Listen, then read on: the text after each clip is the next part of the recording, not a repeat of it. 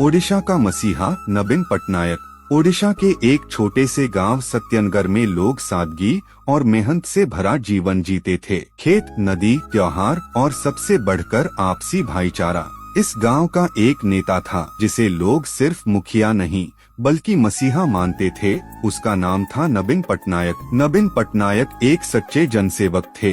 वो खुद से पहले गांव के बारे में सोचते थे। कोई बीमार हो जाए तो सबसे पहले अस्पताल पहुंचाने वाले वही। किसी के घर में कोई परेशानी हो तो दरवाजे पर सबसे पहले वही खड़े होते।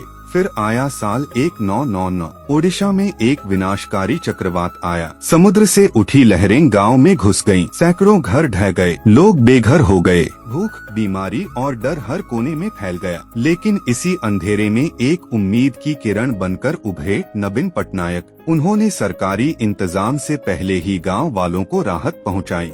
खाना, पानी और दवाइयां मंगवाई। टूटे घरों को फिर से बसवाया। कुछ ही महीनों में सत्यनगर न सिर्फ संभला बल्कि और बेहतर बन गया। लोगों ने कहा, हमने भगवान को नहीं देखा, लेकिन जब नवीन बाबू हमारे पास आए तो लगा भगवान ही उतर आए हों। फिर आया साल 2025।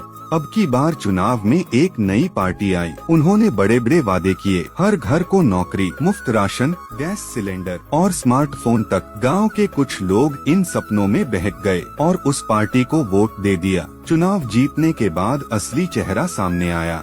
लोगों के घर बिना सूचना के तोड़े जाने लगे। राशन महंगा हो गया। अस्पतालों में दवा नहीं, स्कूलों में शिक्षक नहीं। हर तरफ भ्रष्टाचार, डर और ठगी फैल गई। अब गांव वालों को अपनी गलती का एहसास हुआ। हर चौपाल, हर घर में एक ही नाम गूंजने लगा, काश फिर से नवीन बाबू आ जाएं। अब चुनाव फिर से आने वाला है। गांव के बुजुर्ग, युवा, महिलाएं सब एक सुर में कहते हैं, जिसने हमें तूफान में सहारा दिया उसी को फिर से मौका देना चाहिए। नवीन पटनायक अब सिर्फ एक नाम नहीं, विश्वास और उम्मीद का प्रतीक बन चुके हैं। और इस बार अगर नवीन पटनायक फिर से जीतते हैं तो सिर्फ चुनाव नहीं, पूरे गांव की किस्मत बदल जाएगी।